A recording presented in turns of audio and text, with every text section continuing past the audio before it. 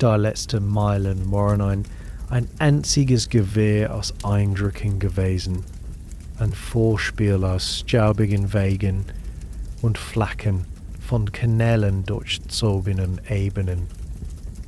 Doch nichts, keine Erzählung unter dem sternenklaren Himmel der persischen Hochebene, keine gewarnte Vorstellungskraft hatte mich auf diesen ersten Atemzug in Dadu vorbereiten können, auf diese Stadt, die sie Kambalik nannten. Der Geruch traf mich zuerst, eine wandelnde Mauer aus Widersprüchen.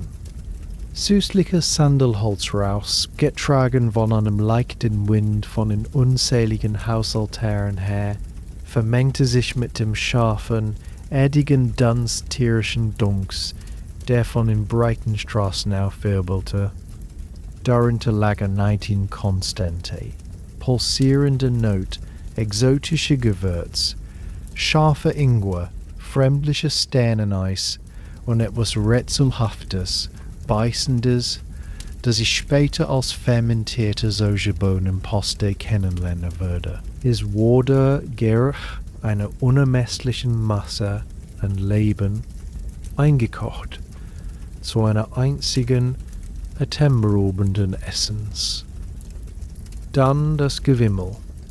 An sehr kleine, staubbekruste Karawane, einst ein imposanter Zug auf der Seidenstraße, schrumpfte zur Bedeutungslosigkeit in diesem menschlichen Strom. Menschen in fließenden Seidengewändern in Farben, die ich nicht benennen konnte. Ein grün wie verdecktes Jede, ein Rot tiefer als Kardinalspurpur, schoben sich an Männern in dicken, grauen Filzmänteln vorbei, deren Gesichter von der Steppe gezeichnet waren. Frauen mit kunstvoll hochstecktem Haar, durch das schimmernde Haarnadeln, aus weißem Metall glitzerten, trugen Körbe auf dem Kopf, während barfüßige Kinder trugen Körbe auf dem Kopf, während barfüßige Kinder durch den Beinen von Lastenträgern hindurchliefen, die unter gebogenen Bambusstäben ächzten.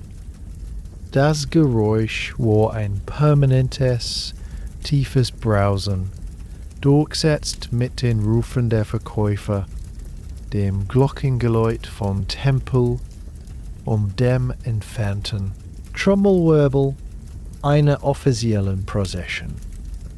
Meine Füße, noch immer den unebenen Boden der Gebirgspässe gewohnt, fühlten sich seltsam betrogen.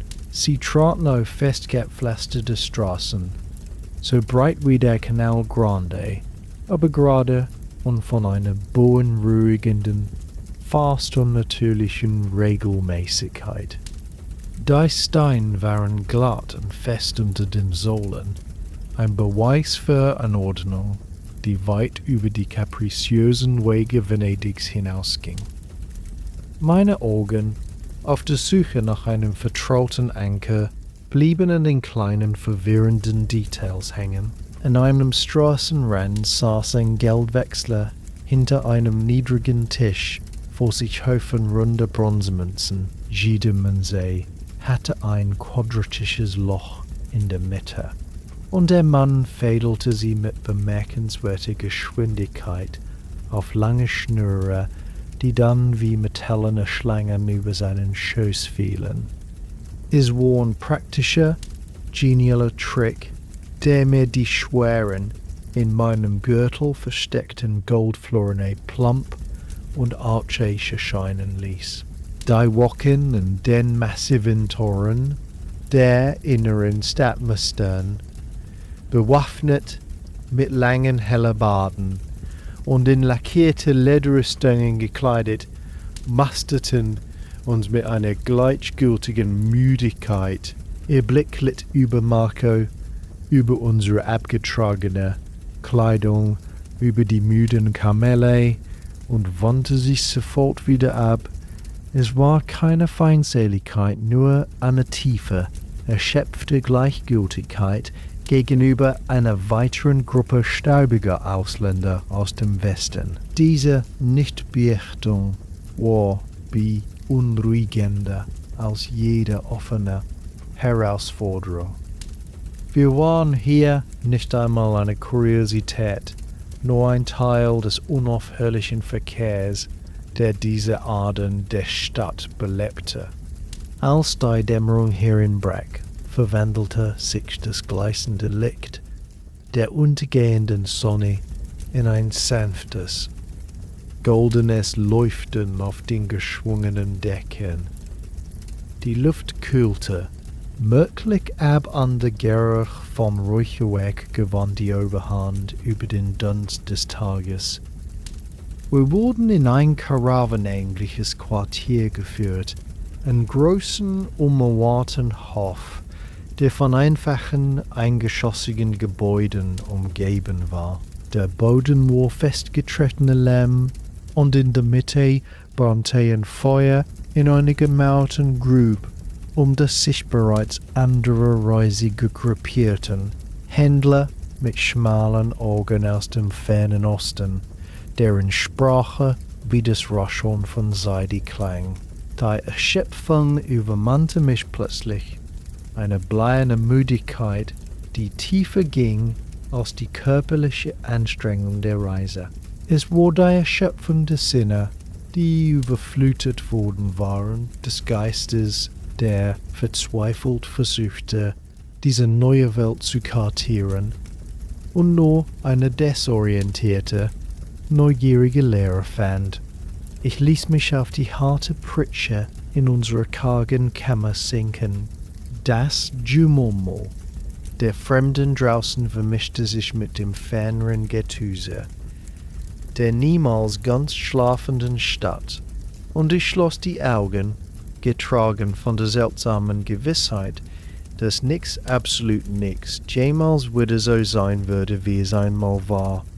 Der Morgen kam nicht mit dem vertrauten Glockengeläut einer venezianischen Kirche, sondern mit dem durchdringenden rhythmischen Schlag eines hölzernen Kleppels gegen ein hohles Bambusrohr, ein dumpfes, unpersönliches Signal, das durch die dünnen Wände unseres Quartiers drang. Die Kälte der Nacht hing noch in der Luft, eine trockene, stechende Kühle, die sich von der feuchten Salzbrise der Heimat unterschied. Die Routine begann, eine mühsame Choreografie der Anpassung, die jeden Tag aufs Neue die Fremdheit meiner eigenen Haut betonte. Zuerst das Waschen. Ein irdener Krug mit Wasser, das so kalt war, dass es die Finger taub werden ließ, stand auf einem niedrigen Hocker. Die Seife war in grober, grauer Klumpen, der nach holzischer und einem Hang von tierischem Fett roch. Sie schäumte kaum, sondern hinterließ eine raue, matte Schicht auf der Haut, die Meerabriebels reinigte. Ich rieb sie Begesse, Rudemo, das kratzige Gefühl ein bewusster Akt der Reinigung, der jedoch nie das Gefühl des grundlegend Verschobenen abwaschen konnte. Das Wasser, in eine steinerne Schüssel gegossen, trübte sich sofort und spiegelte das fahle Licht, das durch das Pergamentfenster fiel, verzerrt wieder. Dann kam das Gewicht. Die Kleidung für den Tag lag bereit, eine stille Anklage auf der hölzernen Truhe. Zuerst die leinene Unterwäsche, grob gewebt und ungewohnt lang, darüber ein dünnerer Leinenkittel, dessen Schnitt unter den Armen eng oder den Schultern weit war. Dann die eigentliche Last, das Übergewand aus schwerem, fremdgeschnittenem Wollstoff, das für die diplomatischen Pflichten des Tages erforderlich war. Es war ein Geschenk eines niederrangigen Hofbeamten, ein Zeichen formeller Anerkennung, das gleichzeitig eine Fessel war. Der Stoff war dick, fast steif, in einem gedämpften Indigoblau gefärbt. Die Ärmel waren so weit, dass sie wie kleine Glocken herunterhingen, und der Kragen schloss sich eng und hoch um den Hals, ohne die vertraute Öffnung eines venezianischen Wamses. Das Anziehen war eine akrobatische Übung. Jede Schicht musste sorgfältig arrangiert, geglättet und mit breiten Seidenschnüren gebunden werden, die sich unter den Fingern hartnäckig verknoteten. Das fertige Gewand fühlte sich an wie eine Rüstung, steif und einschränkend, und doch war es durchdrungen von einer seltsamen Eleganz, eine Schwere, die Autorität beanspruchte. Ich stand da, eingepackt in diese fremde Hülle, und spürte, wie die Erinnerungen leichte Leinenhemden und lockere Tuniken zu einem fernen, fast schmerzhaften Traum verblasste. Nach dem morgendlichen Ritual verließ ich den Hof, um in den labyrinthischen Gassen der Stadt zu verschwinden. Mein Weg führte mich zu einem lokalen Markt, der sich nicht wie der Rialto um einen zentralen Kanal, sondern entlang einer schmalen, überdachten Straße erstreckte, deren Dach aus Bambusmatten das Licht in lange, goldene Streifen zerteilte. Hier konzentrierte sich das Leben auf die Herstellung der Pracht, die Erstellung der Pracht, die ich nun trug. Die Luftwurfel fällt von einem anderen, spezifischen Schor aus Geräuschen, dem gleichmäßigen Klappen von Webstühlen, dem sanften Plätschern vom Färbebotterchen und dem leisen, konzentrierten Murmeln der Handwerker. Ich blieb vor einer offenen Werkstatt stehen, in deren Weber an einem riesigen, vertikalen Holzrahmen arbeitete. Vor ihm spannte sich ein komplexes Gewirr aus Seidenfäden, so fein, dass sie in der dämmerigen Werkstatt wie gesponnenes Mondlicht schimmerten. Sternhände bewegten sich mit einer tranceartigen Präzision, warfen das Schiffchen durch die Kettfäden, zogen den Riedkamm fest. Ein Bewegungsablauf, der so alt und eingespielt war wie ein Herzschlag. Der entstehende Stoff zeigte das zarte Muster eines Kranichs im Flug. Jeder Strang ein sorgfältig geplanter Teil des Ganzen. Ein paar Schritte weiter, in einem Hof, der nach Essig und mineralischer Erde roch, standen große, rauschende Bottici aus gebranntem Ton. Ein Färber, sein Name bis zu den Ellbogen, in einem leuchtenden, fast unnatürlichen Blau getaucht, rührte die brodelnden Flüssigkeit mit einem langen Stab um. Entgeweigte Stoffbahnen hingen auf Bambusstangen zum Trocknen und tropften Farbtropfen auf den gepackten Boden, wo sie wie exotische Blüten erstarren.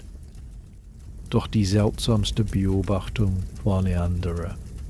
In der hintersten Ecke einer Weberei, von Korbwaren halb verdeckt, saß ein Junge, der nicht älter als 10 Jahre sein mochte.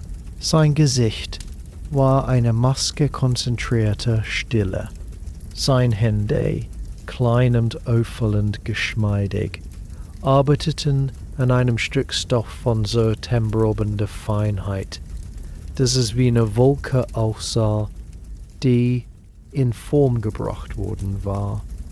Führte die hochdünnen Fäden durch ein Muster von solcher Komplexität, dass es das Auge verwirrte.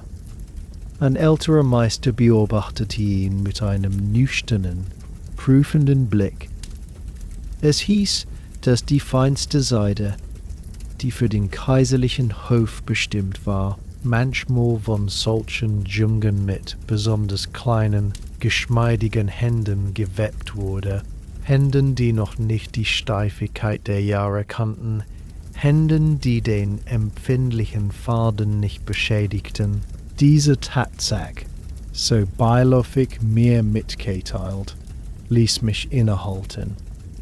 In dieser Pracht, in diesem Reichtum an Textur und Farbe, dem samtigen Griff des gefärbten Samits, dem kühlen Glanz des einfachen Habutai, dem irisierenden Schillern eines Brokatstoffes, in den Goldfäden eingewettet waren, stecket auch die stille, kleine Anstrengung.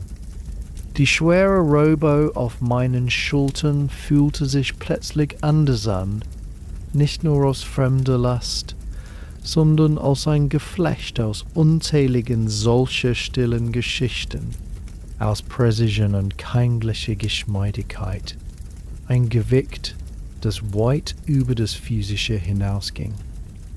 Der Markt war kein Ort des schnellen Handels, sondern ein Schauplatz langsamer, fast zeremonieller Verhandeln. Ich beobachtete einen Händler, der ein Bündel feinster Zubelpelze anpries. Ein potenzieller Käufer, ein Mann mit einem sorgfältig gepflegten Bart und einem Gewand aus mattem Grau, hobenen Pelz an, strich mit den Fingerspitzen über das Fell und runzelte leicht die Stirn. Seine Lippen bewegten sich zu einer Frage über die Herkunft. Seine Stimme war ein sanftes, melodisches Raunen. Der Händler antwortete nicht mit einem Preis, sondern mit einem Preis, sondern mit einer langen, blumigen Beschreibung der Kälte der nördlichen Wälder, der Geschicklichkeit der Jäger vom Stamme der Jurchen, der Mühe der Konservierung. Es war ein Tanz aus Andeutungen und gegenseitigem Respekt. Ein direktes Nein schien ein unverzeihlicher Tabu zu sein. Stattdessen äußerte der Käufer eine bescheidene Sorge über die vermeintliche Dünne des Leders, woraufhin der Händler bedauernd die außergewöhnliche Milde des vergangenen Winters erwähnte, die des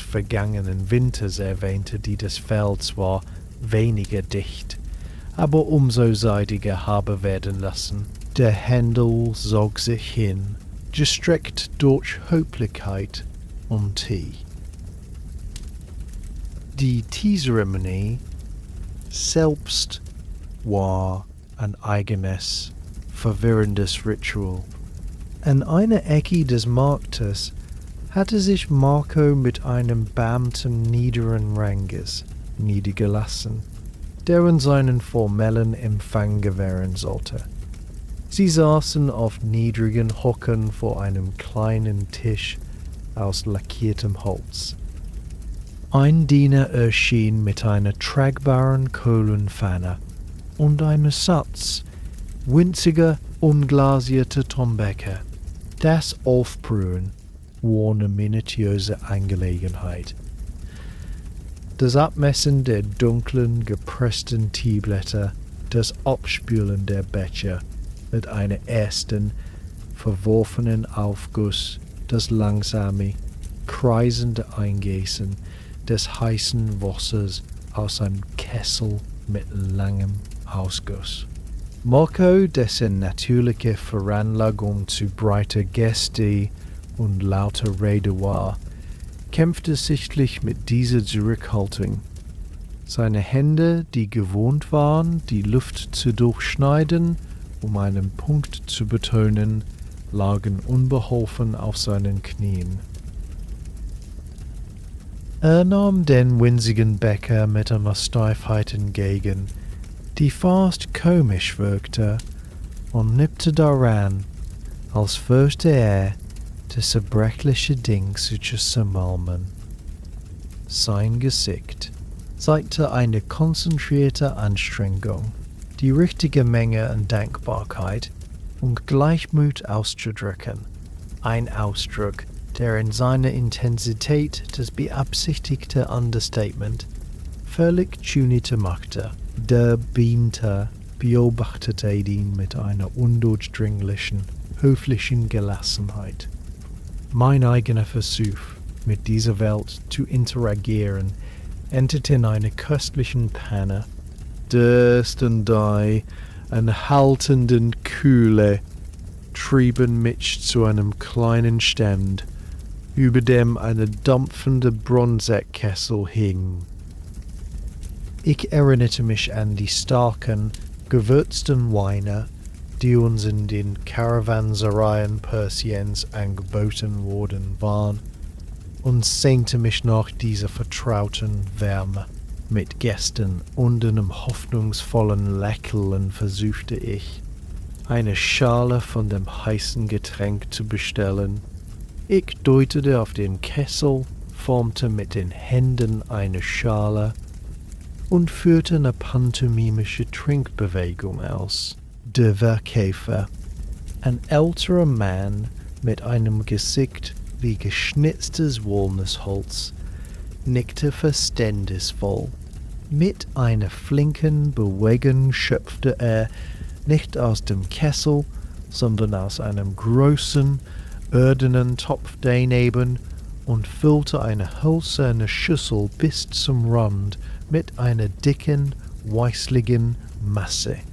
Er reichte sie mir mit einem ermutigenden Grinsen. Es war kein Wein. Es war eine dampfende, gewürzte Masse aus Joghurt, durchsetzt mit Kräutern und einem Hauch vom Salz. Der erste Löffel überraschte meine Zunge völlig, kühlend und säuerlich, doch durch die Würzen komplex und durch die Temperatur beruhigend. Es war ein Fehler, aber ein glücklicher, und ich aß die ganze Schüssel, während der Alte zufrieden zunickte. Der Tag neigte sich dem Ende zu, und das Licht wurde lang und golden, warf lange Schatten über das Gewimmel des Marktes. Die Händler begannen, ihre Waren zusammenzupacken, die Stoffbahnen wurden sorgfältig gefaltet, die Keramik in Stroh gebettet. Die Geräusche verrabbten zu einem leisen Summen. In meiner schweren Robe spürte ich die Müdigkeit des Tages in den Knochen. Die Kleidung, die mich am Morgen wie eine fremde Rüstung umschlossen hatte, fühlte sich die Müdigkeit des Tages in den Knochen. Die Kleidung, die mich am Morgen wie eine fremde Rüstung umschlossen hatte, fühlte sich die nun anders an. Sie war nicht vertraut geworden, aber sie hatte sich als eine Art Schutzschild erwiesen. Ihre formelle Schwere hatte mir eine gewisse Unsichtbarkeit verliehen, einen Platz am Rande des Geschehens, von dem aus ich beobachten konnte, ohne vollständig einbezogen zu werden. Doch gleichzeitig war sie eine Last, eine ständige Erinnerung an meine Position als Außenseiter, der die Regeln des Tanzes nicht kannte, sondern sie nur aus der Ferne studieren konnte. Die prächtige Seide schützte und isolierte zugleich ein paradoxes Gewicht, das mich sowohl trug als auch niederdrückte. Während ich mich durch die dämmerigen Gassen zurückte zu unserem Quartier bewegte, den Geschmack von gewürztem Joghurt und die Bilder des zeremoniellen Marktlebens noch lebendig im Sinn. Der Hunger, der mich am späten Nachmittag überfiel, war nicht der knurrende Magen der langen Reise, sondern ein subtiles, spezifischeres Verlangen. Es war der Wunsch nach etwas Einfachem, Unverstelltem nach einer Mahlzeit, die nicht durch zeremonielle Absichten oder diplomatische Zwecke belastet war. So fand ich mich in einem schlichten Garkenzelt wieder, das an einer schmalen, von Abwasserkanäten gesäumten Gasse stand. Das Zelt bestand außer benutzten, jolten Leinwandbahnen, die das Licht einer einzelnen, rossenden Öllampe in ein warmes, flackerndes Gold tauften. Der Rauch des Kochfeuers, süßlich vom verbrennenden Holz und würzig von den Dämpfen der Brühe, zog träge unter der Decke entlang, bevor er durch einen Schlitz entwich. Es roch nach echter Arbeit, nach Erde, an Hitze und unmittelbarer Sättigung. Im Zentrum dieses kleinen Universums stand der Koch, ein Mann mit kräftigen Armen und einem Gesicht, das von der ständigen Hitze gerötet und glänzend war. Sein Bewegen waren keine hastige Hektik, sondern eine faszinierende, beruhigende Choreografie. Auf einem massiven, abgewetzten Holzbrett vor ihm lag ein Klumpen Teig, blass und glatt wie ein Mond. Er begann mit dem Knetten, ein rhythmisches, fast meditatives Drücken und Foltern, bei dem sein gesamtes Körpergewicht in seinen Bauern floss. Es war eine Akt der Transformation, bei dem Mehl und Wasser durch beharrliche Kraft zu einer einzigen, geschmeidigen Einheit verschmolzen. Dann nahm er den Teigklumpen und begann ihn zu einem langen, dicken Strangs auszurollen, wobei seine Handflächen in einer gleichmäßigen, von den Schultern ausgehenden Bewegung vor und zurückglitten. Die warme G begann mit dem Ziehen. Er nahm dauernd die Strangs und hob sie mit einer mutigen Bewegung hoch. Dann in einem fließenden, sich wiederholenden Schwung schwang er die Teigschlange durch die Luft und ließ sie auf das Brett zurückklatschen, bevor er die Enden wieder zusammenführte. Mit jedem Schwung verdoppelte sich die Anzahl der Stränge, dünn und gleichmäßig wie gesponnenes Licht. Seine Hände, jetzt zu Instrumenten unfehlbarer Präzision geworden, arbeiteten im Fluss, verhinderten ein Verkleben, teilten und vereinten den Teig in einem hypnotischen Rhythmus. Das Klatschen des Teigs auf das Holz war ein gedämpfter, beruhigender Beat zu dieser stillen Aufführung. Schließlich, als ein Bündel hauchdünner, perfekt gleichmäßiger Fäden vor ihm lag, tauchte er sie mit einer flinken Bewegung in einen riesigen, brodelnden Kessel aus schwarzem Eisen. Die Brühe selbst war eine Welt für sich. Über dem Feuer in einer gemauerten Grube köchelte sie in einem gewaltigen Tongefäß, dessen Rand von Jahren des Gebrauchs abgeschliffen und geschwärzt war. Ich beugte mich vor, um ihren Duft einzufangen, und versuchte, ihre Bestandteile zu entwirren. Da wurde tiefe, fette Duft eines großen Stücks Schweinefleisch, die Haut noch daran, die im simmenden Wasser gelatinartig und durchsichtig wurde. Helle, blumig Noten stiegen auf, getrocknete Chrysanthemenblüten, die wie kleine goldene Sterne auf der Oberfläche schwammen und eine bittere, reinigende Tiefe verliehen. Etwas Erdiges, pilzartig, vielleicht getrocknete Baumwollpilze, die in Tuchbeuteln hingen, und dann wurde drei fundamentale, verwandelnde Würze. Eine dunkle, fast schwarz Paste aus fermentierten Sojabohnen, die der Koch mit einem langen Holzlöffel aus einem Steintopf schöpfte und unterrührte. Ihr Geruch war intensiv, salzig umami, mit einem Unterton von vergorenem Getreide, der fremd und doch unwiderstehlich anziehend war. Sie war das Herz der Brühe, das Geheimnis, das einfache Zutaten in etwas völlig Neues verwandelte. Der Koch schöpfte die gekochten Nudeln, die nun durchsichtig und geschmeidig waren, mit einem Sieb aus geflochtenem Bambus in eine breite, ödene Schale. Darüber goss er einen Schöpflöffel der rauschenden Brühe, in der das Schweinefleisch, die Chrysanthemen und ein paar grüne Frühlingstibuscheiben schwammen. Er reichte sie mir mit einem kurzen Nicken, ohne ein Wort. Ich setzte mich auf einen niedrigen Schemel an einem wackeligen Tisch, der von unzähligen Schalen abgenutzt und fettig war.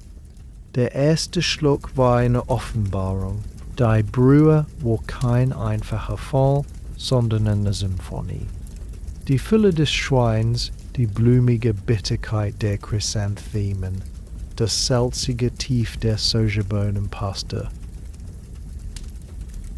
Alles vereinte sich zu einer warmen, komplexen Flut, die bis in die kalten Knochen meiner Füße zu dringen schien. Die Nudeln selbst waren von einer Textur, die ich nie zuvor erfahren hatte. Sie boten einen winzigen Widerstand, eine leichte Elastizität, bevor sie sich auflösten und trugen die Brühe perfekt in sich. Es war eine Mahlzeit von erdiger, vollkommener Genügsamkeit. Während ich aß, ließ mein Blick und mein Geist in der warmen Stube umherschweifen und nahm andere kulinarische Kuriositäten wahr. An einem benachbarten Stand brieten Verkäufer kleine Newsbread-Insekten in einer flachen Pfanne über glühende Holzkohle, Heuschrecken und Seidenraupenpuppen, die in einem duftenden Öl goldbraun wurden und als schneller, proteinreicher Snack an Reisende verkauft wurden. Der Gericht war überraschend angenehm, nassig und geröstet. Ein mongolischer Händler, gekleidet in einen dicken Filzmantel, trank gierig aus einem ledernen Schlaubbeutel und bot dann seinem Begleiter etwas an. Kumis, das salzig-sauer Getränk aus vergorener Stutenmilch, dessen scharfer, gäriger Geruch selbst durch den Rausch der Brühe drank, und immer wieder fiel mir die verwirrende Abwesenheit auf. Es gab kein Brot, wie ich es kannte, keine großen, krustigen Laibe, keine flachen Fladen aus Weizenmehl, stattdessen zahai gedämpfte, weiße Brötchen aus Weizen, die so weich und luftig wie Wolken waren, oder flache, ungesäuerte Pfannkuchen aus Hirse. Das Grundnahrungsmittel der Heimat war hier eine seltene Delikatesse, ersetzt durch eine Vielfalt an Getreiden und Zubereitungen, die mir noch fremd waren. Ich beendete die Schale bis auf den letzten Tropfen Brühe, der wie eine kostbare Essenz auf dem Tonboden zurückblieb. Die Wärme hatte sich in meinem Kern ausgebreitet und vertrieb die letzte Kühle des Tages. Für einen langen Moment in diesem rauschigen Zelt, umgeben von den Geräuschen des einfachen Lebens, dem Zischen der Pfanne, dem leisen Gespräch der anderen Gäste, dem rhythmischen Klopfen des Nudelmatches, verschwand das Gefühl der Fremdheit. Es wurde ersetzt durch eine tiefe, sinnliche Zufriedenheit. Hier in dieser Schale gedämpfte Nudel, in dieser langsamen, sorgfältigen Zubereitung und der komplexen Einfachheit der Aromen fand ich einen Schlüssel, der keine Sprache brauchte. Es war eine Wahrheit, die geschmeckt, nicht erklärt werden musste, ein winziger, vollkommener Beweis für die seltsame und wunderbare Alltäglichkeit dieser neuen Welt. Marco wurde zu einer der kaiserlichen Werkstätten gerufen, nicht zu einer Audienz, sondern zu einer Inspektion, eine Pflicht, die er mit der ernsten Miene eines Mannes ausübte, der die Quelle des Reichtums verstehen wollte. Ich folgte als stummer Schatten. Der Ort lag in einem Viertel abseits der Hauptstraßen. Ein Komplex niedriger, langgestreckter Hallen aus grauen Ziegel, deren geschwungene Decke sich unter der bleichen Morgensonne reihten. Der Lärm der Stadt wurde zu einem gedämpften Summen reduziert, überlagert von einem neuen, spezifischen Chor, dem leisen Kratzen von Werkzeugen, dem sanften Klirren von Porzellan, dem stetigen Rascheln von Papier. Der Geruch traf uns Sus, noch bevor wir das Tor passierten. Es war kein einzelner Duft, sondern eine geschichtete Atmosphäre. Der scharf, mineralische Geruch von nassem Ton vermischte sich mit dem süßlichen Dunst von Holzleim und dem trockenen, staubigen Aroma von Sägespänen. Darunter lag eine metallische Note, kühl und beunruhigend. Später erfuhr ich, dass es sich Quecksilber handelte, das in den Vergoldungswerkstätten zur Feuervergoldung von Bronzearbeiten verwendet wurde. Die Luft war warm und bewegungslos, schwer von Konzentration und feinem Staub. Die erste Halle war der Porzellanmalerei gewidmet. Lange Tische standen in Reihen, beleuchtet durch das milchige Licht von Pergamentfenstern. An jedem saß ein Mann oder eine Frau, völlig versunken in ihrer Aufgabe. Vor einem dieser Handwerker blieb ich stehen. Er war vielleicht in den Vierzigen, sein Gesicht in der Maske ruhiger Abwesenheit. Vor ihm stand eine bauschige Vase im Rotstand, ihr weiß, mattend gierig. In seiner Hand hielt er einen Pinsel mit nur wenigen Haaren, so fein wie eine Wimper. Sein Blick war auf eine winzige Stelle auf der Oberfläche fixiert. Mit einer Handbewegung, die aus dem Handgelenk kam und kaum einen Muskel seines Arms beanspruchte, setzte er einen einzigen perfekten Strich.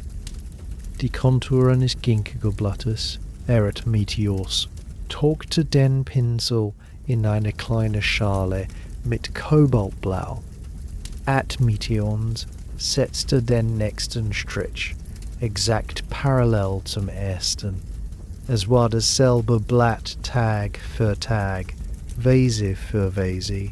Seine Welt hatte sich auf dieses eine Muster reduziert, auf die mikroskopische Präzision von Farbe auf Glasrohr. Die Monotonie war nicht stumpfsinnig, sondern meditativ. Eine so tiefe Vertrautheit mit der Bewegung, dass sie zur zweiten Natur geworden war. In der nächsten Halle herrschte Stille, gebrochen nur vom leisen Klacken winziger Perlen. Hier arbeiteten Frauen an einer Robe für eine Palastdame. Das Grungegewand aus himmelblauer Seide war auf einem großen Rahmen aufgespannt. Eine der Frauen, jung, mit unglaublich geschmeidigen Fingern, saß davor, einen langen, hautdünnen Seidenfaden in der Hand, mit einer Nadel aus Elfenbein, deren Öhr kaum sichtbar war, fädelte sie eine Perle nach der anderen auf, jede nicht größer als ein Mohnsamen, in einem komplizierten Farbelauf von Weiß über Rose zu einem tiefen Purpur.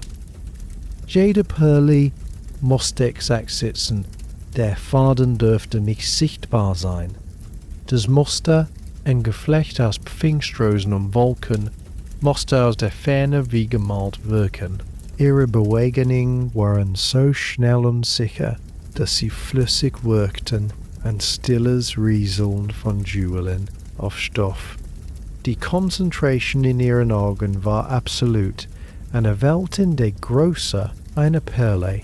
In einem abgetrennten, ruhigeren Raum, der nach altem Papier und Tücher roch, trafen wir auf einen alten Gelehrten. Sein Gesicht war ein Netzwerk feiner Linien. Seine Hände zitterten leicht, aber seine Augen hinter dicken Linsen aus poliertem Bergkristall waren scharf und wach. Vor ihm lagen aufgerollte Stirnkarten und Stapel von Papierbögen, die mit Kolonnen winziger, präziser Zeichen bedeckt waren. Berechnet Kalender korrigierte die Abweichungen zwischen dem Mond und dem Sonnenjahr, bestimmte die günstigen Tage für landwirtschaftliche Arbeiten und kaiserliche Zeremonien. Sein Werkzeug war ein Barkus, dessen Holzkugeln unter seinen Fingern ein leises, rhythmisches Klackern erzeugten, ein mechanisches Ticken, das die Zeit maß, die er einzuteilen versuchte. Es war eine Arbeit, die nie enden würde, ein Kampf gegen die Unschärfe der Himmelsmechanik, ausgefochten mit Geduld und unendlicher Wiederholung, beiläufig. Während wir durch einen Innenhof gingen, in dem riesige Steinträger standen, erwähnte Marco den massiven, von Ochsen betriebenen Mechanismus, der in einer benachbarten Halle im Einsatz war. Es handelte sich um ein Papierrecycling-System, bei dem altes Papier und Lumpen zerkleinert, mit Wasser zu einem Brei vermengt und dann zu neuen, blassgrauen Bögen gepresst wurden. Die Ochsen drehten langsam ein mächtiges Mühlrad, dumpfes, stetiges Kanren, das den Herzschlag dieser Werkstatt der Wiedergeburt bildete. In einer Endenecke roch es nach Essig und Metall, wo Handwerker mit Quecksilberamalgam arbeiteten, um Bronze mit einer Schicht aus purem Gold zu überziehen. Ein gefährliches, faszinierendes Alchemie. Die Atmosphäre war weder hektisch noch unterwürfig, sondern von einer tiefen, kollektiven Konzentration erfüllt. Hier gab es keine großen Gesten, keine heroischen Schöpfungsakte. Die Pracht der Reichskäse, die Seide, das Porzellan, das Gold, die präzise Zeitmessung wurde nicht in einem genialen Blitz erschaffen, sondern Tropfen für Tropfen, Strich für Strich, Perle für Perle, Berechnung für Berechnung. Es war die Arbeit der Tausende, jeder ein winziger, perfekt eingespielter Teil eines unvorstellbar großen Räderwerks. Der Lärm war ein gedämpftes Summen fleißiger Insekten, der Geruch der Duft beharrlicher Schöpfung. Als wir die Werkstätten verließen, war die grelle Sonne draußen ein Schock. Die Welt schien plötzlich laut und ungeordnet. In meinen Ohren hallte noch immer das leise Kratzen des Pinsels und das sanfte Klacken des Abakus nach, ein meditativer Rhythmus, der das Fundament aller sichtbaren Pracht bildete. Die Nacht in unserem Quartier war nie vollkommen still. Das Ferngetüs der Stadt schrumpfte zu einem Grundrauschen, einem leisen, pulsierenden Summen, das durch die dünnen Wände drang, vermischt mit dem gelegentlichen Wiehern eines Pferdes im Hof oder den Schritten der Nachtwache auf dem festgetretenen Lehm. Auf meiner harten Pritsch liegend, das grübe Wolltuch bis zum Kinn gezogen, gab es keinen Schlaf, nur ein schwebendes Dämmern zwischen Erschöpfung und Wachsein. In dieser schwebenden Stille, befreit von der sensorischen Flut des Tages, kehrten die Eindrücke nicht als lebendige Bilder zurück, sondern als eine ruhige, fast trockene Aufzählung von Fakten, seltsam Dinge, die nicht da waren, aber jeden Sinn für das Mögliche, den ich aus der Heimat mitgebracht hatte, auf den Kopf stellten. Da war zuerst das schwarze Gestein. Da war zuerst das schwarze Gestein. Sie nannten es Mäten. Es lag in groben, glänzenden Brocken neben dem zentralen Feuer, in der Hofmit, nicht als Brennholz, sondern als Brennmaterial selbst. Ein Wächter hatte am Abend ein paar Stücke mit einer Zange in die Glut gelegt, und sie hatten nicht einfach verkohlt, sondern waren aufgeglüht, hatten mit einer intensiven, fast unsichtbaren Hitze gebrannt, die viel länger anhielt als jedes Holzfeuer der Garage Warenders, nicht hartig, sondern metallisch und etwas beißend. Dieses schwarze, brennbare Steinmaterial, Kohle, wurde in der ganzen Stadt aus der Erde gegraben, in Mengen, die unerschöpflich schienen, um die Häuser der Reichen und die Werkstätten des Kaisers zu heizen. Ich dachte an die knappen Holzvorräte Venedigs, an das mühsame Sammeln von Reisig, und die Vorstellung, Steine zu verbrennen, erschien wie eine Art ruhiger, praktischer Zauberei. Dann das Geld. Heute auf dem Markt hatte ich einen Händler beobachtet, wie er für einen Ballen Seide nicht mit einer schweren Geldbörse voller Münzen bezahlte, sondern mit einem gefalteten Stück bedruckten Papiers. Der Verkäufer hatte es entgegengenommen, es gegen das Licht gehalten, eine komplizierte rote Siegelmarke geprüft und dann zufrieden genickt.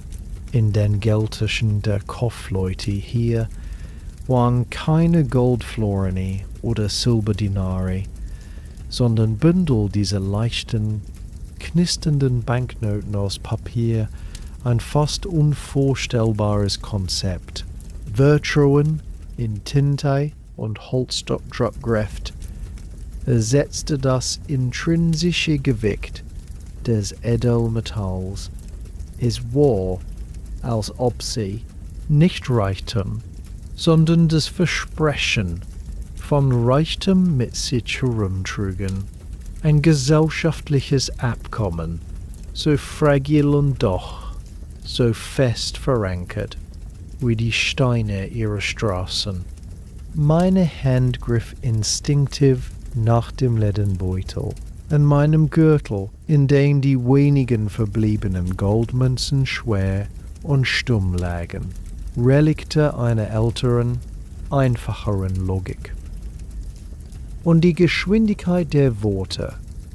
Marco hatte von dem kaiserlichen Postsystem erzählt, das der große Khan eingerichtet hatte. Es war ein Netzwerk von Relaisstationen, die in genau berechneten Abständen entlang aller Hauptstraßen lagen. Dort warteten frische Pferde und spezielle Läufer. Eine schriftliche Nachricht, so hieß es, konnte von der Hauptstadt bis an die fernsten Grenzen des Reiches in einer Geschwindigkeit befördert werden, die den Galopp eines einzelnen Pferdes in den Staub ließ.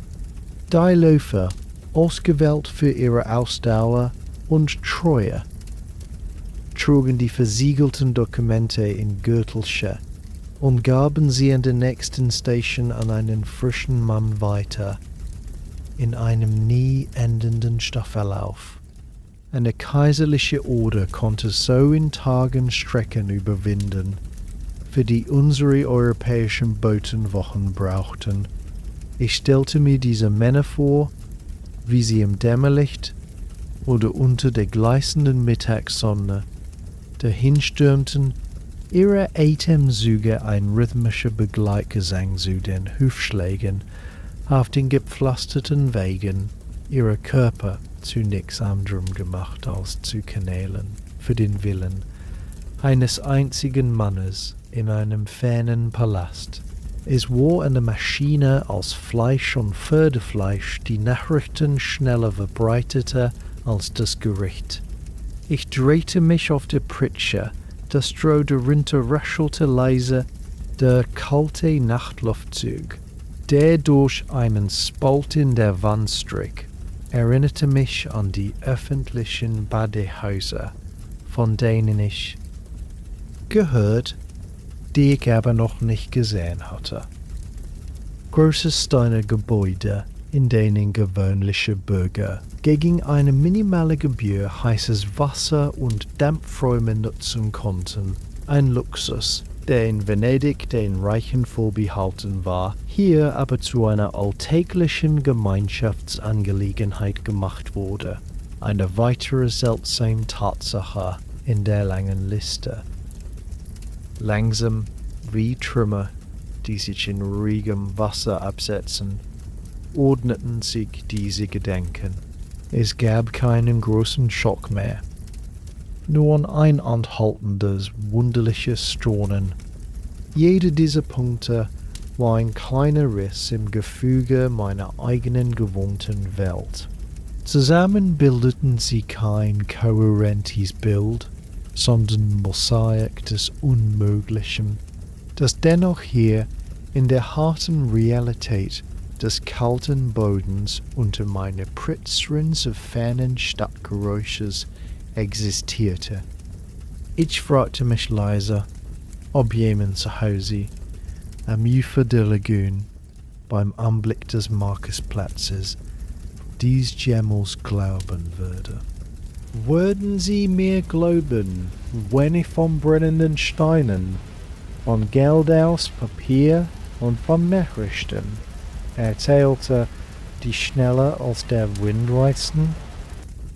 Oder würde mein Bericht als das fantastische Gebräu eines zu lange in der Sonne gebackenen Reisenden abgetan werden?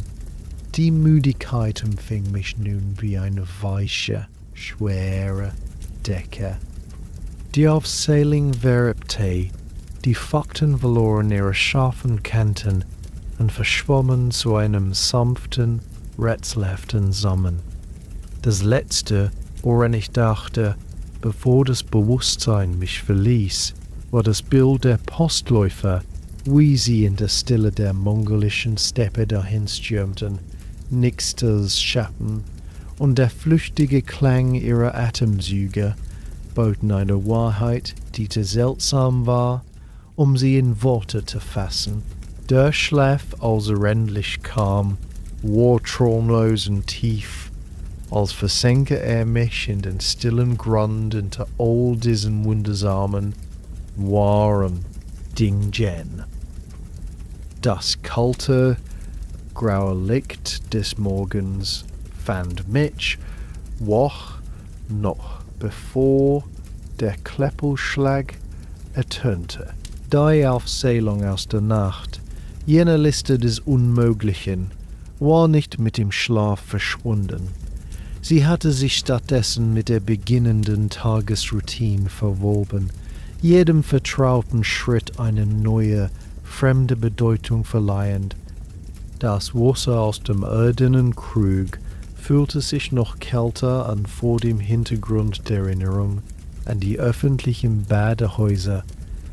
Während ich mein Gesicht damit benetzte, dachte ich an die großen steinernen Hallen, von denen Händler erzählt hatten. Für ein paar der winzigen Kupfermünzen mit dem quadratischen Loch konnte dort jeder Bürger, nicht nur die Reichen oder die Priester, in Becken mit heißem, dampfendem Wasser steigen oder den Schweiß in mit Kräuterdämpfen geschwängerten Räumen aus sich heraustreiben. Es war eine Vorstellung von Gemeinschaft und Sauberkeit, die dem venezianischen Modell der privaten Zisternen und der schmutzigen Kanäle völlig widersprach. Daher herrschende Gleichheit, Im Zugang zu einer solchen grundlegenden Annehmlichkeit erschien mir fast ebenso erstaunlich wie das Papiergeld bei männlicher Kleidung, beim mühsamen Binden der Schnüre an der schweren Robe, wanderte mein Blick aus dem kleinen Fenster hinunter auf die belebte Gasse. Eine Sanfte, getragen von 4 kräftigen Trägern, glitt vorbei, ihre Vorhänge aus feinster Seide leicht geöffnet. Für einen flüchtigen Moment sah ich den Schuh einer Inzessin, der auf dem Samtkissen ruhte. Es war kein Schuh, wie ich ihn kannte.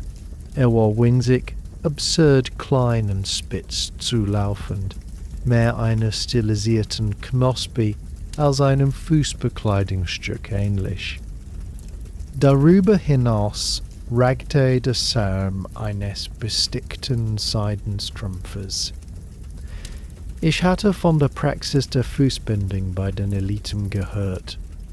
Solchen höchste Raffinesse und weiblicher Zurückhaltung, das in den entfernten Provinzen begann und hier in der Hauptstadt seinen makabren Höhepunkt fand. Die Realität dieses flüchtigen Anblicks, diese verkrüppelte, in kostbare Stoffe gewickelte Kleinheit, ließ mich innehalten. Es war eine Schönheit, die auf etwas gegründet war, das mir wie ein entsetzliches Leiden vorkam, ein kultureller Wert, so tief und unergründlich wie der Geschmack der fermentierten Sojabohnenpaste. Diese stille, private Verforming im Namen der öffentlichen Eleganz war eine jener seltsamen Wahrheiten, die keine einfache Moral besaßen, nur die Tatsache ihrer Existenz.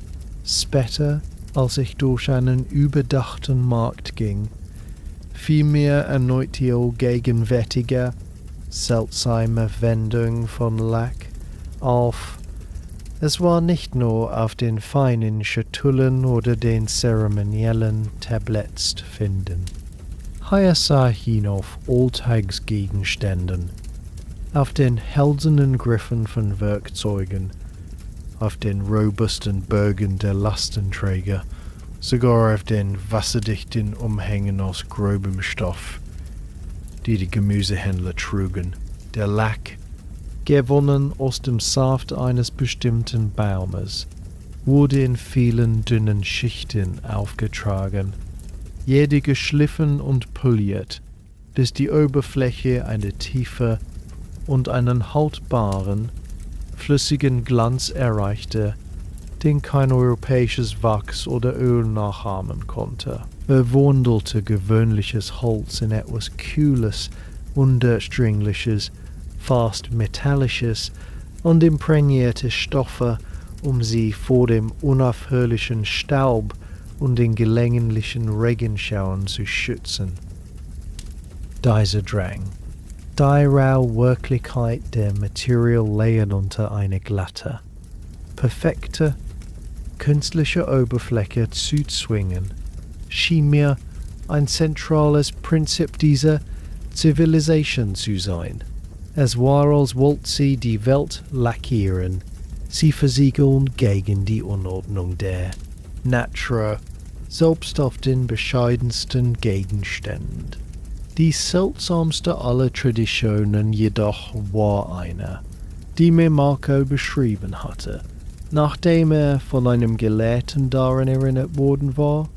Jedes Jahr, am Tag nach dem Neujahrsfest, vollzog der Kaiser, der Sohn des Himmels, eine bestimmte Zeremonie vor den versammelten Höflingen und beamten. Inmitten eines eigens dafür vorgesehenen Feldes innerhalb der Palastmauern legte er seine prächtigen kaiserlichen Gewänder ab und nahm die einfache Kleidung eines Bauern an. Dann ergriff er den Griff eines zeremoniellen Pflugers, der mit Bändern aus gelber Seide geschmückt war, und führte ihn symbolisch durch die Erde, wobei eine kurze Verse zog. Es war ein Akt, der an unseren Aschermittwoch erinnerte. Diese Erinnerung an die Sterblichkeit und die Erde, aus der wir kommen, aber hier in umgekehrter, liebensbejahender Form. Der mächtigste Mann der bekannten Welt, der Herrscher über unzählige Armeen und Städte, spielte für einen Moment den Bauer, um die fundamentale Bedeutung der Landarbeit für das Reich anzuerkennen und die Götter um eine fruchtbare Saison zu bitten. Die Vorstellung dieses theatralischen, doch tief ernst gemeinten Rituals, diese freiwillige, zeitlich begrenzte Erniedrigung des Monarchen, faszinierte und verwirrte mich zutiefst. Es war ein Symbol von solcher Klarheit und Kraft, dass es jede Erzählung von orientalischer Despotie, die ich je gehört hatte, Lügen strafte. Ich setzte meinen Weg fort, die schweren Falten meines Gewandes über dem staubigen Boden schleifend. Die Frage, die sich in der vorherigen Nacht formiert hatte, kehrte nun mit größerer Dringlichkeit zurück, kehrte nun mit dem Bilden des Tages, dem winzigen Schuh, dem glänzenden Lack, dem kaiserlichen Flug. Übertreibt Marco diese Dinge, wenn er sie in seinen lebhaften Berichten für die Händler in unserem Quartier ausmalt? Spitzte sie zu, um Staunen oder Unglauben zu erregen? Oder ist es umgekehrt? Vielleicht maldete sie sogar ab, glättet ihre scharfen Kanten, macht sie für ein fernes Publikum verdaulicher.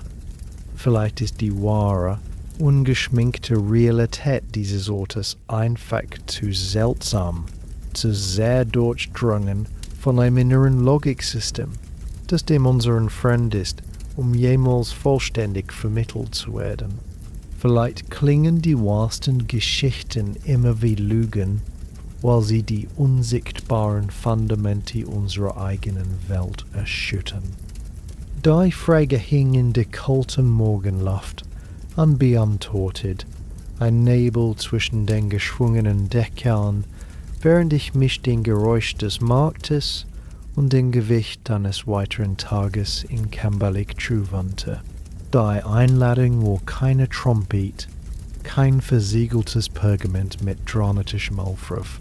Sie kam als ruhige, mündliche Mitteilung durch einen jungen Beamten in einem grasgrünen Seidengewand, der am Vorabend in unserem Hof erschien, sich mit der Präzision des gefalteten Papierkrans verneigte und mit einer Stimme, die nicht lauter war als das Rascheln von Blättern, verkündete, dass die Delegation aus dem fernen Westen am folgenden Tag im äußeren Hof der himmlischen Ruhe willkommen geheißen werde. Es klang nach einer Audienz, fühlte sich aber nach einer Pflichtübung an, einem notwendigen Rädchen im Getriebe der kaiserlichen Höflichkeit. So fand ich mich bei Tagesanbruch, eingepackt in die steife indigo-blaue Robe, in einem endlosen Strom anderer Robben, wieder die sich durch ein monumentales, mit bronzenen Nägeln beschlagenes Tor, in einen weiten steinernen Ozean beschlagenes Tor, in einen weiten steinernen Ozean. Das Worten begann sofort. Es war kein passives Worten, sondern ein aktiver, fast zeremonieller Zustand. Der äußere Hof war ein Rechteck von erschreckender Ausdehnung, umgeben von langen, eingeschossigen Galerien mit geschwungenen Dächern aus glasierten, gelben Ziegel. Der Himmel darüber war in blasses, gleichmütiges Blau, ohne eine Wolke, das perfekte, leere Leintuch für das Schauspiel. der Hierarchie unten. Der Boden bestand aus großen grauen Steinplatten, so glatt und genau gefügt, dass die Fugen kaum zu erkennen waren. Und auf diesen Platten standen Hunderte, vielleicht Tausende von Melanale in Robben, aber in einer verwirrenden Vielfalt von Farben, die ihren Rang kodierten.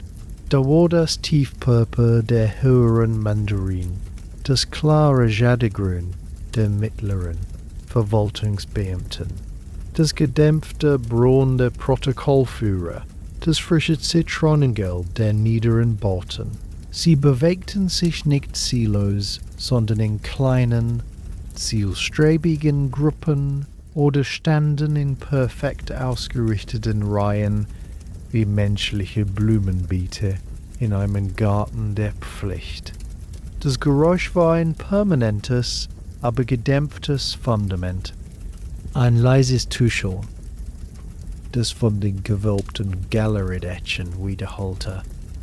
Ein Gemurmel aus leisen Anweisungen, höflichen Begrüßungen und dem unaufhörlichen Flüstern von Seite auf Seite. Darüber lag das rhythmische Geräusch von Sandalen auf Stein. Kein lautes Klappern, sondern ein weiches, schabendes Geräusch, das von den weichen Sohlen aus geflochtenem Stroh oder dickem Stoff herrührte. Es war das Geräusch geduldiger Bewegung, das Geräusch der Zeit, die in kleinen, gemessenen Schritten verstrich. Dazwischen erklangen hin und wieder die hellen, metallischen Töne kleiner Glocken, die an den Gürteln einiger Beamten hingen, oder das trockene Husten des Mannes, der es sofort in die geballte Faust seiner Ärmel dämpfte. Die Zeremonien, die ich beobachten konnte, waren winzig, aber von einer minutiösen Precision, die fesselte.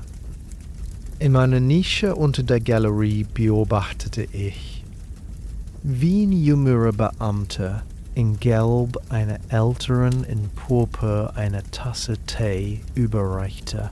Es war kein einfaches Überreichen. Der Jüngere hielt die kleine, deckerlose Porzellantasse mit beiden Händen, die Arme ausgestreckt, den Kopf leicht gesenkt. Er machte 3 kleine, fast unmögliche Schritte nach vorn verharrte, dann noch 2. Der Ältere nahm die Tasse nicht sofort entgegen. Er betrachtete sie einen Moment, nickte dann fast unmerklich, erst dann streckte er seine Hände aus, berührte die Tasse gleichzeitig mit dem Jüngeren, und erst als die Hände des Älteren sie sicher umschlossen hatten, ließ der Jüngere los und trat mit 3 gleichen, rückwärts gehenden Schritten zurück, den Blick stets gesenkt. Die ganze Prozedur dauerte vielleicht eine Minute, war aber erfüllt von einer Spannung und Bedeutung, als handele es sich um die Übergabe eines Königreichs. Die Verbeugungen waren eine eigene Sprache. Es gab nicht einfach eine Verbeugung. Es gab die leichte Neigung des Kopfes unter gleichrangigen, die tiefere Verbeugung aus der Teil mit parallel nach unten gestreckten Armen für einen Vorgesetzten und die fast prostrativ, langsame Verbium, bei der die Hände die Steine berührten, für die höchsten Würdenträger, deren Gesichter wir nie zu sehen bekamen. Jede Bewegung war fließend, aber klar abgegrenzt, ein physisches Echo der sozialen Ordnung. Unsere Gruppe als offizielle Gäste, aber von niedrigem und unklarem Rang, erhielt Verbeugung von mittlerer Tiefe, respektvoll, aber distanziert, begleitet von Blicken, die uns schnell musterten und dann weiterwanderten, als suchten sie nach einem interessanteren Objekt. Meine Augen, müde vom Studium der Roben und Rituale, wanderten zur Architektur. Die Galerien wurden von massiven Holzsäulen getragen, die in einem leuchtenden Zinnoberrot lackiert waren. Darüber trugen die weit ausladenden, geschwungenen Deckerreihen von Tierfiguren aus gebranntem Ton, Drachen, Vernekrien, mythologische Bestien, die entlang der Dachfirste aufgereiht waren wie eine Armee aus gebranntem Lehm. Die gelben Siegel der Dachsiegel glänzten in der Sonne wie honigfarbenes Eis. Jedes einzelne Stück ein Beweis für die Kontrolle über Feuer und Form. Die Fensteröffnungen in den dahinterliegenden Wänden waren mit komplizierten, durchbrochenen Masten aus Holz geschnitzt, die Schatten wie Spitzengewebe auf den Steinboden warfen. Alles warmer Seif, aber nicht erdrückend. Es war eine Architektur, die Raum definierte, ihn in klare, hierarchische Zonen unterteilte und jedem, der sich darin befand, unmissverständlich seinen Platz zuwies. Wir standen am äußersten Rand, nahe dem großen Südtor, von dem aus wir die gesamte Länge des Hofes bis zum nächsten, noch gewaltigeren Tor am nördlichen Ende sehen konnten, das zu den inneren, privaten Höfen führte. Dieses Tor blieb geschlossen, ein leuchtendes, unnahbares Ziel in der Ferne. Es gab keine dramatische Audienz, keine plötzliche Erscheinung des großen Khans, keine überreichen kostbare Geschenke unter den Blicken des gesamten Hofstaates. Stattdessen gab es nur das stetige, langsame Pulsieren des Verwaltungsapparats. Beamt kamen und gingen durch Seitenpforten, trugen Bündel von Dokumenten in Seidentüchern gewickelt. Gelegentlich erschien eine kleine Prozession.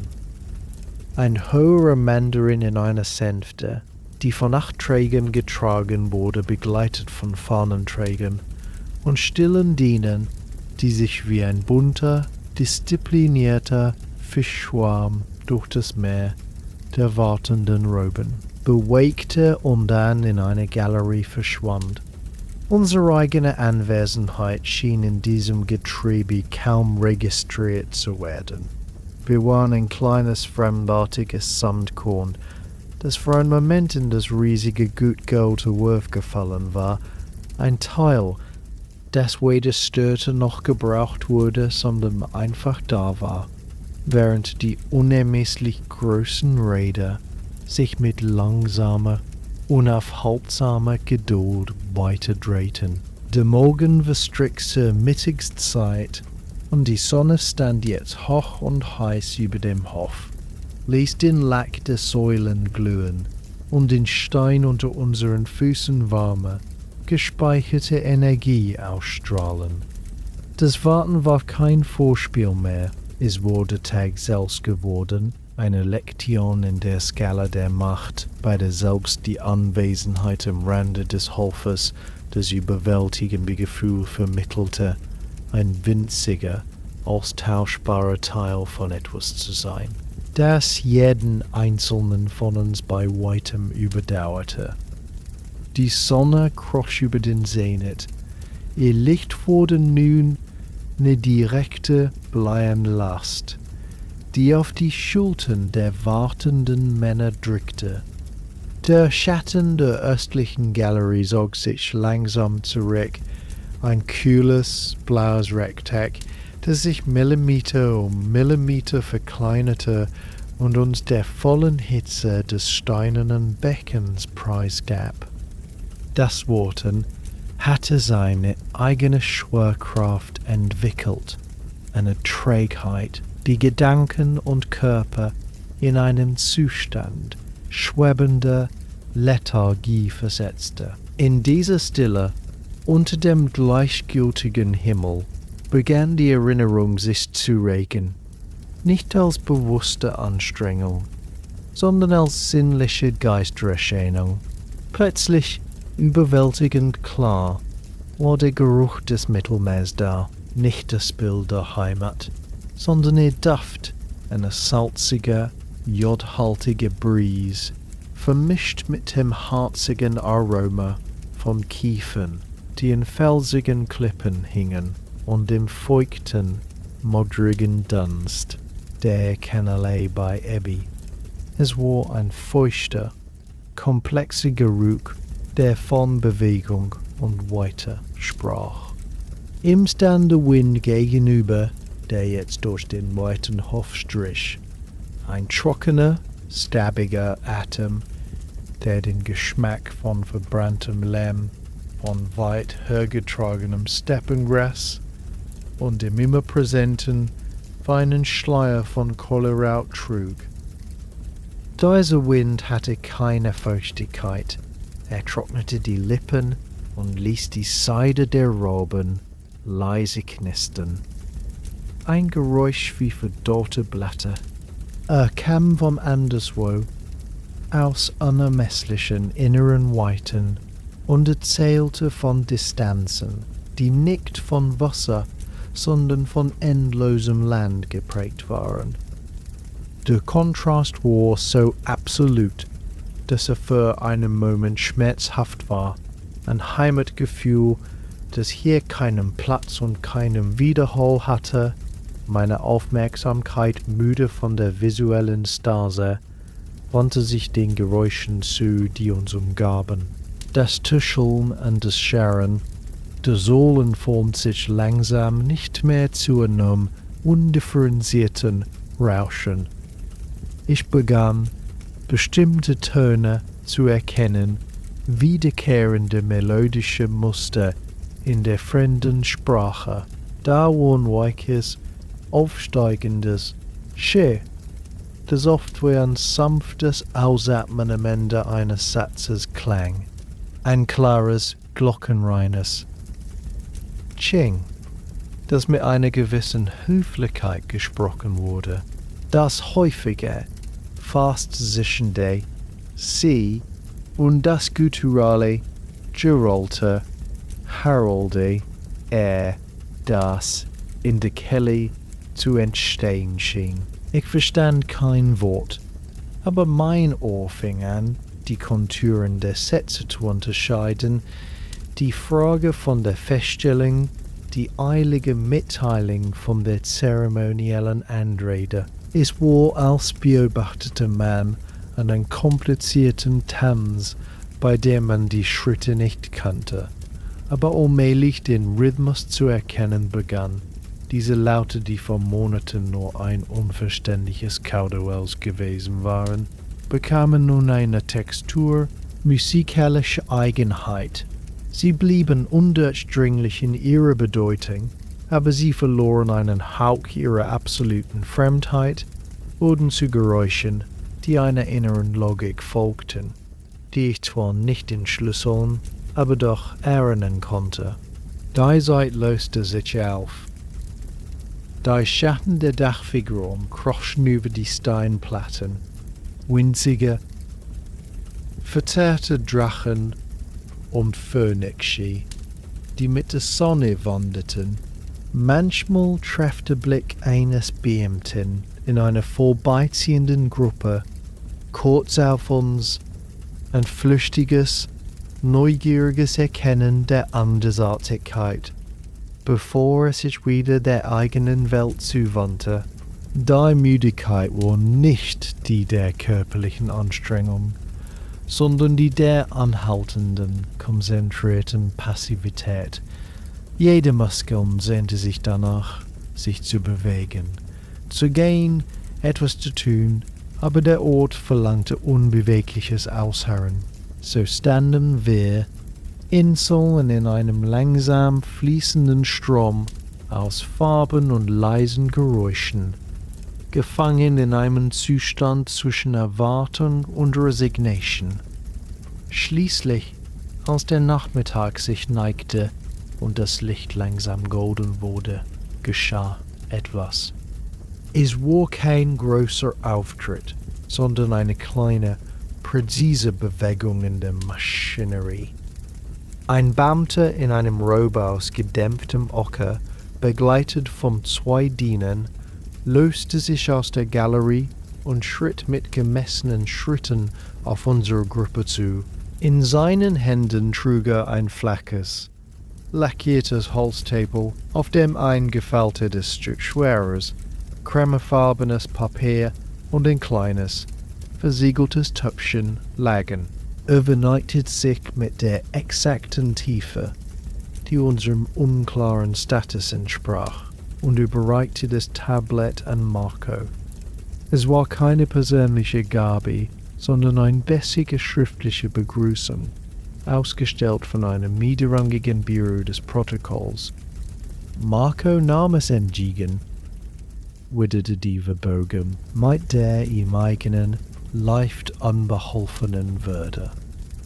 Die Diener traten vor und legten 2 Bündel neben uns auf den Stein. Das eine bestand aus mehreren Bahnen Stoff.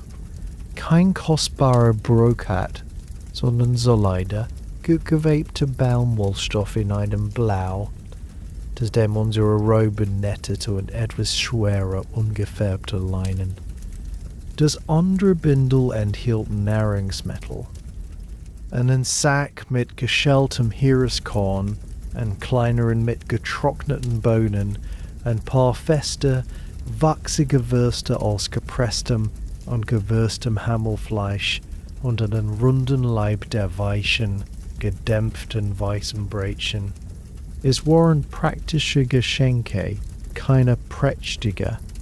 Sie sprachen von Grundbedürfnissen, von Unterkunft und Verpflegung, nicht von Gunst oder besonderer Ehre. Es war die Gäste eines riesigen Haushalts, der seine entfernten Cousins versorgt, ohne sie wirklich ins Haus zu lassen. Die Enttäuschung war da, aber sie war merkwürdig flach, fast erwartet. Gleichzeitig durchflutete mich eine Welle der Erleichterung. Die unausgesprochene Spannung des Tages, die Möglichkeit einer tatsächlichen Begegnung, die die Fassade unserer bescheidenen Bedeutung hätte durchbrechen können, war vorbei. Es war eine Nichtbegegnung, eine Bestätigung unserer Position am äußersten Rand. Wir waren offiziell zur Kenntnis genommen und wieder abgelegt worden. Ein Vorgang, der so reibungslos und emotionslos war wie das Öffnen und Schließen einer der vielen Seitentüren. Der Beamte Nockever neigte sich noch einmal und zog sich mit seinen Dienern zurück, absorbiert von der wartenden Masse, als hätte er nie existiert. Der Rückweg zu unserem Quartier durch die nun dämmerigen Gassen fühlte sich an wie das Auftauchen aus tiefem Wasser. Die Geräusche der Stadt, das Rufen der letzten Straßenhändler, das Lachen aus einer Garküche, das dumpfe Dröhnen eines Tempelgongs klangen plötzlich laut und lebendig, befreit von der erstickenden Stille des Hofes. Die schwere Robe, die ganzen Tag wie eine zweite Halt getragen hatte, fühlte sich nun nur noch wie nasse Säckeleinen an, der in den Schultern klebte. Der Tag war lang gewesen, gefüllt mit Stunden, aber leer von Ereignissen. Er hatte nichts geliefert als die Bestätigung unserer eigenen Marginalität und eine Handvoll sinnlicher Eindrücke, den Geschmack des staubigen Windes, das beginnende Erkennen von Sprachmelodien, das Gewicht der kaiserlichen Gleichgültigkeit. Es war ein Tag, der sich nicht in einer Erzählung festhalten ließ, sondern nur in dem müden Gefühl in den Knochen und der bleiernen Gewissheit, dass der Hof, dieses riesige, gut geölte Räderwerk, auch morgen und über alle Morgen hinaus sich drehen würde, ob wir am Rande standen oder nicht. Jahre sind vergangen, Sie haben sich nicht in großen Ereignissen niedergeschlagen, sondern in der langsamen Abnutzung von Gewohnheiten, in der stillen Akklimatisierung der Sinne. Der Geruch von Räucherwerk und Kohlerauch ist nicht mehr fremd, sondern der vertraute Duft des Morgens. Das Gewicht der Seidenrobe fühlt sich nicht mehr wie eine Rüstung an, sondern wie eine zweite, etwas unbequeme Haut. Doch nun mit dem kaiserlichen Geleitbrief in der Hand, der unsere Rückreise genehmigt, beginnt eine neue, mühevolle Choreografie. Das Rückgängigmachen einer Lebensweise, das Einpacken einer Welt in Kisten und Satteltaschen. Die Arbeit ist praktisch, kleinteilig und von einer seltsamen Wehmut durchzogen. Sie beginnt mit den Aufzeichnungen, Stapel von dünnem, gelblichem Papier, beschrieben mit Tinte aus Kiefernruß und Fischleim, türmen sich auf dem niedrigen Tisch in unserer Kammer. Meine eigenen Notizen sind ein wirres Sammelsurium. Skizzen von Werkzeugen, Listen von Wörtern mit erratenen Bedeutungen, Beschreibungen von Mahlzeiten und Märkten. Marcos Papiere sind umfangreicher, geordneter, gefüllt mit Zahlen, Handelsrouten und Beschreibungen von Provinzen, die ich nie betreten habe. Wir sortieren sie, glätten gefaltete Ecken, bündeln sie mit Seidenschnüren. Jedes Blatt ist ein getrockneter Moment, ein eingefangener Eindruck, der nun seine Frisch verliert und zum bloßen Beweisstück wird. Das Rascheln des Papiers ist das Geräusch der vergehenden Zeit. Dann kommen die Proben, die Stammen säugen. Auf einem Stück weichen Leders breite sie aus. Da sind die seltsamen Samen.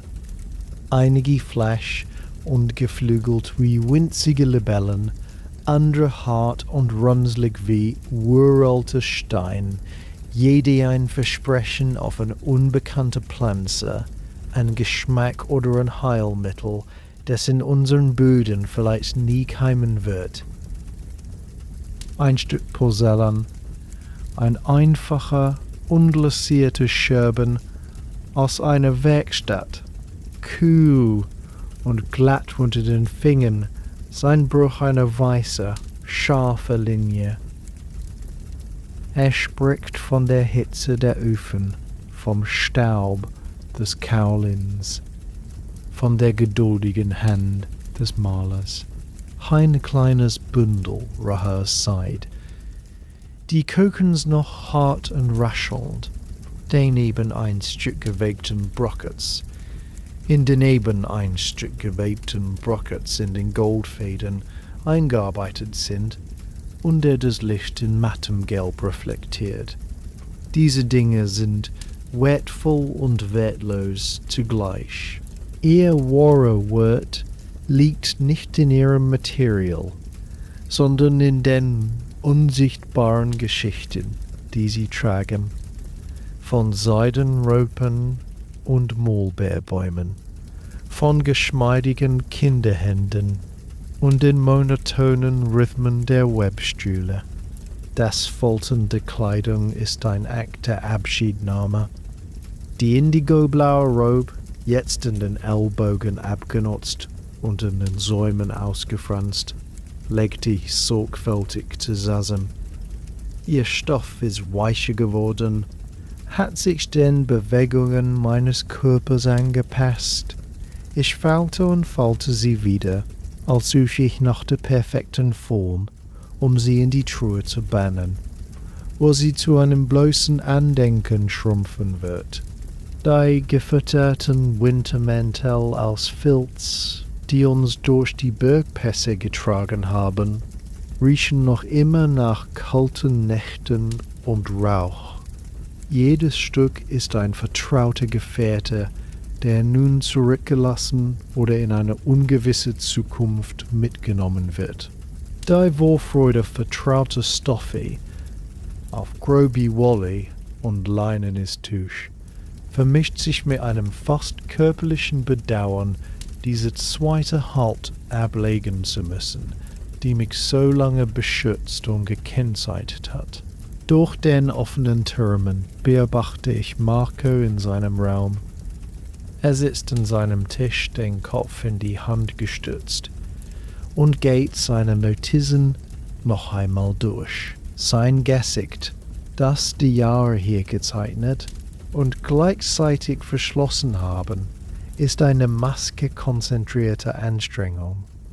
Seine Lippen bewegen sich lautlos, während er eine Passage liest.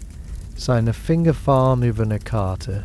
In diesem Moment, im blassen Licht des späten Nachmittags, frage ich mich, ob er sich jemals daran gewöhnt hat, ein Fremder zu sein. Hat die jahrelange Rolle des Beobachters, des Berichters Statters, eine Schicht über sein Wesen gelegt, die er nun mit zurücknehmen muss? Oder ist er, in all der Vertrautheit mit den Ritualen und Märkten, im Innersten immer der Mann aus Venedig geblieben, der diese Welt nur katalogisiert, aber nie ganz bewohnt hat? Sein Blick ist nach innen gekehrt, auf die Berge von Papier gerichtet, die die Realität in handliche Fakten verwandeln sollen.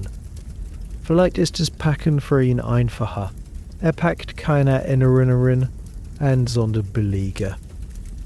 Der letzte Sattelpack ist der schwierigste. Alles, was nicht unbedingt benötigt wird für die lange Reise durch Wüsten und über Pässe, muss hier bleiben oder weggeworfen werden. Ein hölzerner Hocker, den ich selbst geflickt habe. Eine Sammlung von Tonschalen, die den Geschmack unzähliger Mahlzeiten in sich tragen. Ein Fetzen eines roten Seidenbandes, das einmal ein Geschenk verziert hat. Sie sind wortlos, aber aufgeladen mit der stummen Präsenz der vergangenen Tage. Ich lege sie beiseite. Stattdessen stopfe ich den Pack mit dem Nötigsten voll, den gefalteten Zelt, dem eisernen Kochtopf, den ledernen Wasserschläuchen. Jeder Gegenstand ist nun doppelt gewichtig, mit seiner praktischen Funktion und der Last der Erinnerung an seinen vorherigen Gebrauch. Hier, in diesem Hof, unter diesem fremden Himmel. Als ich den letzten Riemen festzurren, schnalze ich mit einem dumpfen, endgültigen Geräusch, breitet sich eine seltsame Stille aus. Die Kammer, von der Hälfte ihrer Besitztümer befreit, wirkt größer und leerer, als ich sie gesehen habe. Die Spuren unseres Lebens, die Abnutzungsspuren auf der Schwelle, der Rissfleck an der Wand von der Winterkolibpfanne treten nun scharf hervor wie Narben. Draußen ruft der Abendverkäufer seine dampfenden Nudeln aus, ein Geräusch, das so vertraut ist wie mein eigener Atem. Bald wird es nur noch ein Echo in Erinnerung sein. Die Vorbereitung ist abgeschlossen. Alles ist bereit für die lange Heimreise, eingepackt in Satteltaschen und in den Falten des Gedächtnisses. Ein seltsames Geflecht aus Wehmut und Erwartung, das nun mit uns ziehen wird, zurück über die Berge, durch die Wüsten, dem sinkenden Gestein des Westens entgegen. Das Schiff war kein majestätischer Junker mehr, sondern ein gedrungener, genuesischer Frachter, dessen Planken das Salz von 3 Ozeanen in sich aufgesogen hatten. Die Rückreise näherte sich ihrem Ende. Die letzte große Weite lag hinter uns. Das Mittelmeer atmet jetzt unter dem Kiel, vertraut und doch auf unbestimmte Weise verändert. Die Nacht war windstill und klar, ein schwarzes Samttuch, über das eine verschwenderische Hand unzählige Diamanten gestreut hatte. Ich lag auf einem Bündel zusammengerollter Tauium Bug, eingewickelt in einen dicken, abgewetzten Filzmantel, der noch immer nach Kameldung und Wüstenstaub roch, und blickte hinauf. Die Sterne hier waren dieselben, und doch waren sie es nicht.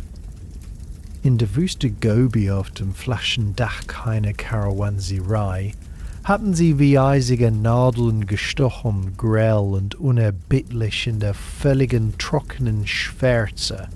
Ihr Licht schien keine Wärme zu spenden, sondern nur eine kosmische Kälte zu offenbaren, eine Gleichgültigkeit, die so weit ging wie die leere Ebene selbst. Man fühlte sich winzig, ausgesetzt, ein Staubkorn unter einem unermesslichen, eisigen Blick.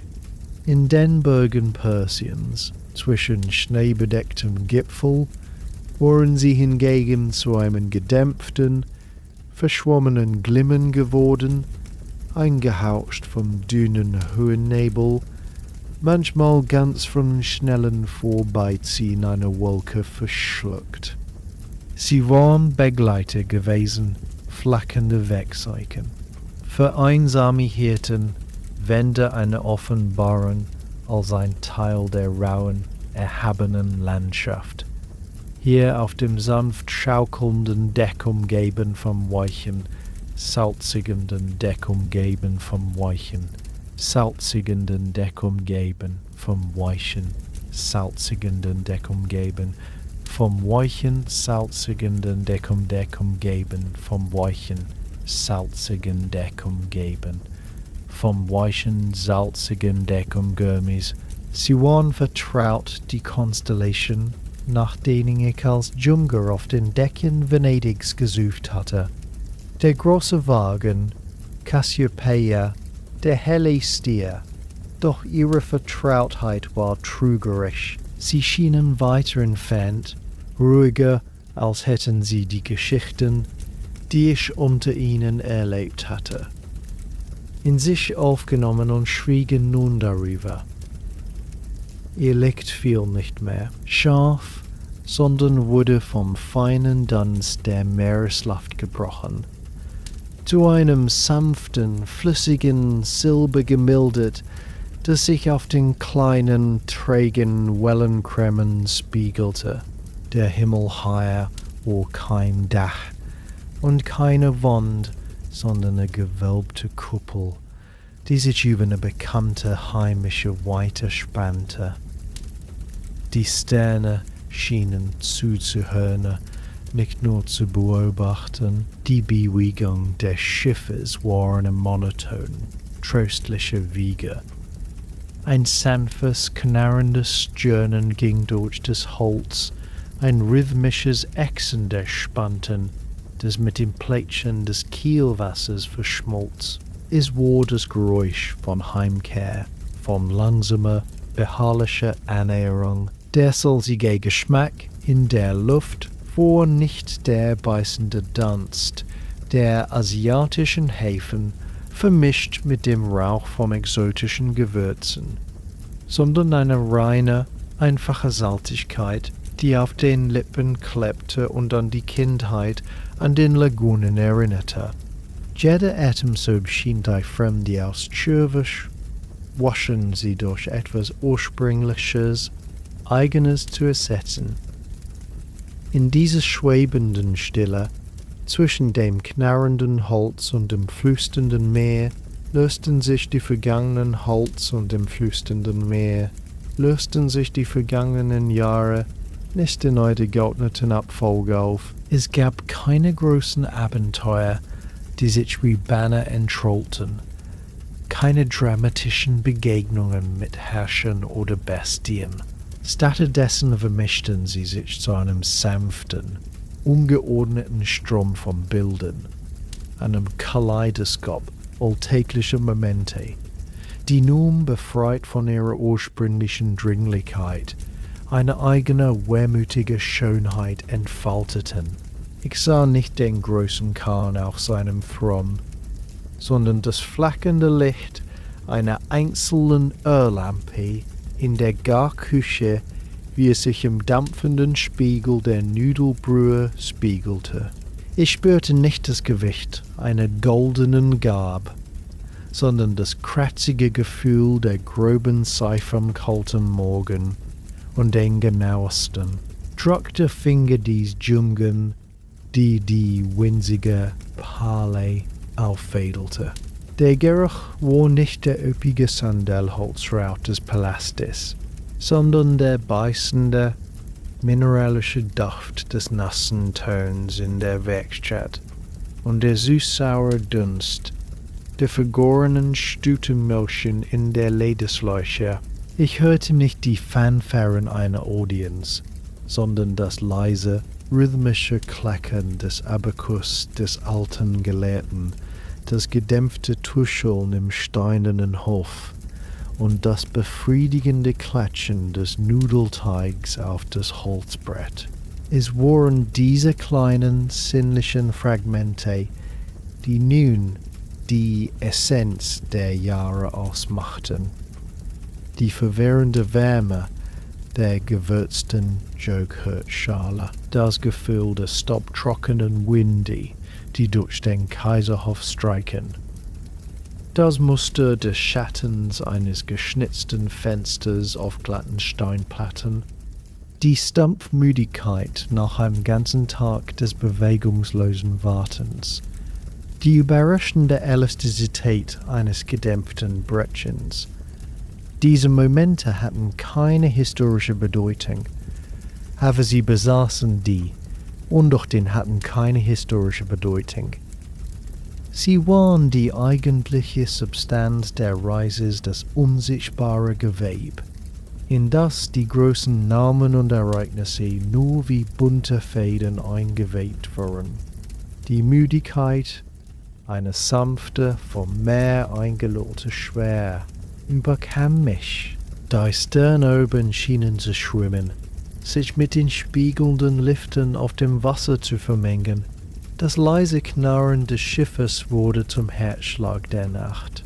Ich schloss die Augen, doch die Bilder hinter den Lidern flossen weiter, ein ruhiger Strom aus Textur, Gerüchen und Gefühlen, der keine Chronologie mehr kannte. Da ich wusste, die Berge, die geschäftigen Märkte, die stillen Werkstätten, alles vermengte sich zu einem einzigen reichen Eindruck. Der Mekka einer Welt, die bereits zur Erinnerung wurde.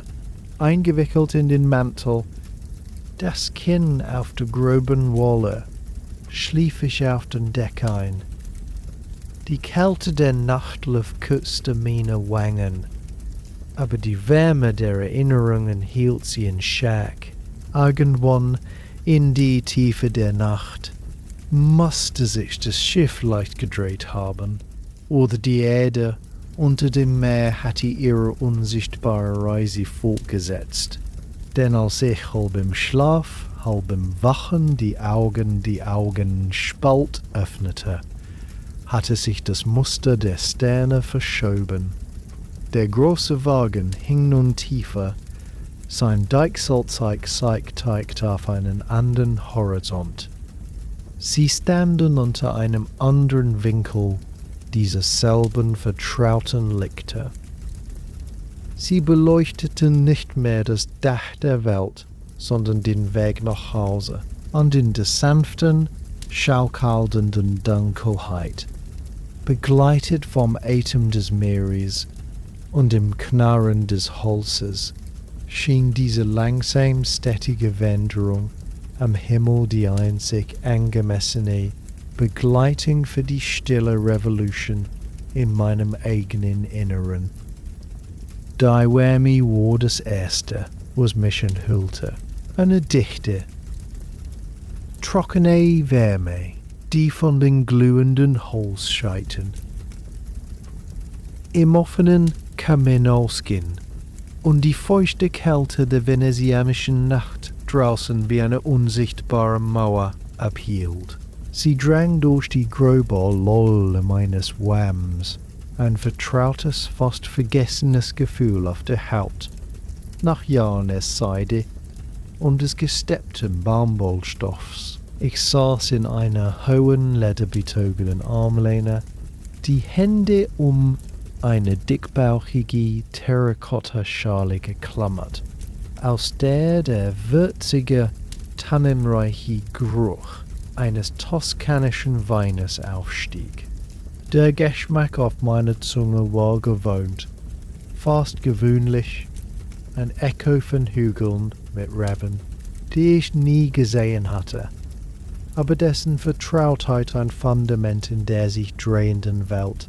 Vor dem Kamin, im flackernden Halbkreis des Lichts, stand Marco, sein Haar, jetzt von Silber durchzogen, glänzte im Feuerschein, sein Körper, einst geschmeidig von den Reitern durch die Steppe, hatte die solide, etwas vorgebeugte Statur eines wohlhabenden Händlers eingenommen, doch seine Stimme hatte nichts von ihrer Kraft verloren. Sie füllte die holzgetäfelte Stube, ein lebendiges, bilderreiches Instrument, das eine Gruppe von Besuchern in ihren Bann schlug. Junge Händlersöhne mit neugierigen Augen, ein paar bewundernde Verwandte, ein Geistlicher mit skeptisch gefürchter Stirn. Ich hörte ihm zu, nicht mit den Ohren des Begleiters, der jedes Wort kannte, sondern mit dem distanzierten, müden Gehör eines Mannes, der Jahre später eine vertraute Melodie wiedererkennt. Er sprach von schneebedeckten Bergen, so hoch, dass die Vögel nicht darüber fliegen konnten, von Ebenen, die sich bis zum Ende der Welt erstreckten, von Städten mit 12 Toren, aus purem Gold und Palästen, deren Decke mit Schindeln aus purem Silber gedeckt waren. Seinem Handy malten die Konturen von Pagoden in die rauschige Luft.